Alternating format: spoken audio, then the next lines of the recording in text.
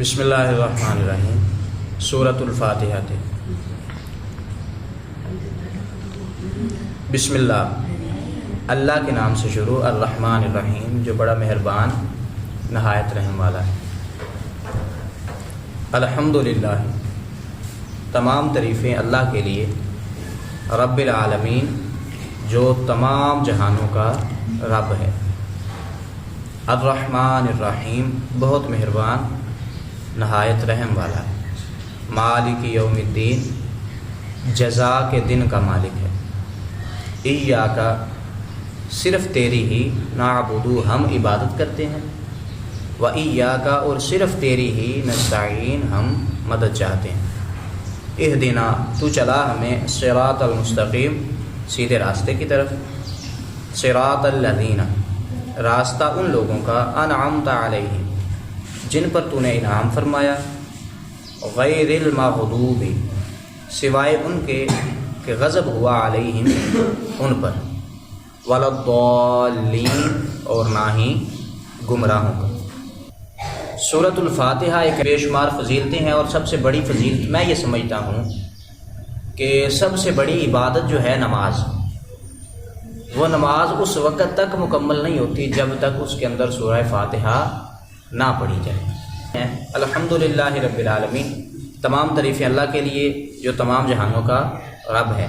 اب رب کے کئی معنی ہیں۔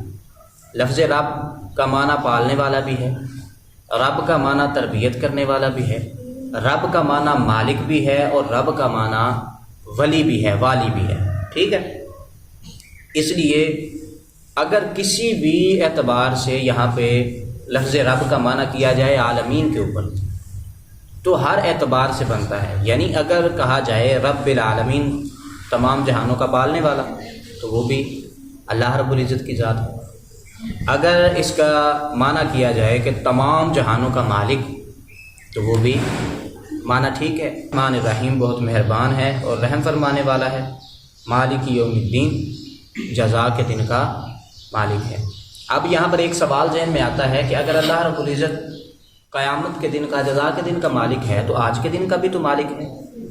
تو اس کا جواب مفسرین فرماتے ہیں کہ جزا کے دن کا مالک اور آج کے دن کا مالک ہونے میں کوئی شک نہیں، لیکن یہاں پر جو اللہ رب العزت نے مالک یوم الدین اپنی ذات کے بارے میں اپنے آپ کو خود فرمایا، اس کا مطلب یہ ہے کہ دنیا کے اندر اللہ رب العزت نے بندے کو اختیار دیا ہے کہ وہ کسی نہ کسی طرف چل لے، اور اس کی سادی سی مثال یہ دی جاتی ہے کہ اگر آج کے دور میں انسان ہے، اسے اختیار ہے کہ وہ ایک ٹانگ پہ کھڑا ہو سکتا ہے، ایک پاؤں زمین پر ہو، دوسرا کھڑا کر کے وہ کھڑا رہ سکتا ہے۔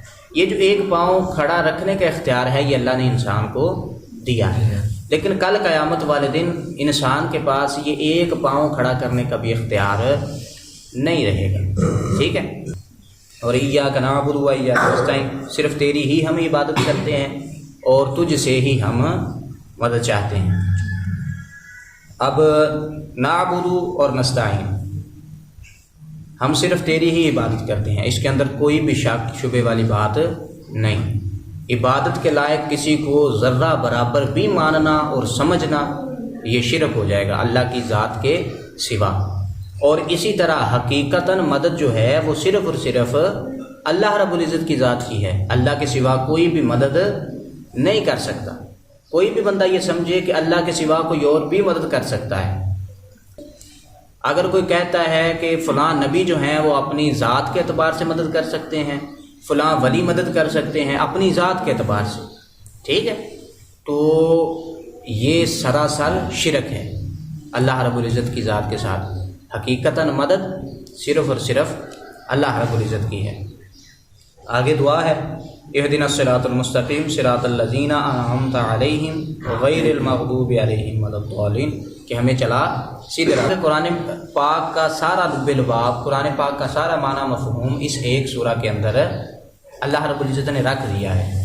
اب پورے قرآن کو اگر آپ دیکھیں گے تو اللہ کی وحدانیت کا ذکر ہے، اللہ رب العزت کے بندوں پر انعامات ہیں، اللہ رب العزت نے جو جو بیان فرمایا اپنی ذات کے حوالے سے وہ پورے کا پورا قرآن پاک کے اندر ہے۔ تو اللہ کی ذات کے حوالے سے، اس کی وحدانیت کے حوالے سے، اس کی صفات کے حوالے سے جو کچھ بھی ہے وہ سارا ایک آیت کے اندر آ جاتا ہے، الحمدللہ رب العالمین، ٹھیک ہے۔ اس کے اندر بعد اللہ کی صفات ہیں، اور پھر قیامت کا ذکر ہے قرآن پاک کے اندر، تو قیامت کا ذکر آ گیا مالک یوم الدین کے اندر، اور پھر اللہ نے اپنی عبادت کی طرف لوگوں کو بلایا اپنے انبیاء کے ذریعے، عبادت کا ذکر ہے، اللہ کی مدد کا ذکر ہے، اور پھر سیدھا راستہ، سیدھے راستے کا ذکر ہے، یعنی بے شمار آیات ہیں اس کے حوالے سے، سیدھے راستے کے حوالے سے۔ اور اس کے بعد ان لوگوں کا ذکر ہے جن پر اللہ نے انعام فرمایا، وہ کون ہیں؟ وہ انبیاء ہیں، وہ اولیاء ہیں، وہ صالحین ہیں۔ اس کے بعد غیر المغضوب، یعنی گمراہوں کا ذکر ہے، اور جن پر غضب ہوا ان لوگوں کا ذکر ہے، ٹھیک ہے۔ تو فرعون، حامان، نمرود، اور اسی صورت کے حوالے سے مولا علی شیر خدا رضی اللہ تعالیٰ عنہ آپ کا فرمان ہے، آپ نے فرمایا کہ اگر میں چاہوں تو سورہ فاتحہ کی تفسیر اتنی بڑی لکھوں کہ 70 اونٹ صرف اس کی کتابوں کا بوجھ اٹھائیں۔ تو یہ سورہ فاتحہ تھی۔ آج کا ہمارا پہلا جو ٹاپک ہے وہ ختم ہوا۔ اللہ کی بارگاہ کے اندر دعا ہے اللہ رب العزت ہمیں اسی طرح ثابت قدم رہنے کی توفیق عطا فرمائے۔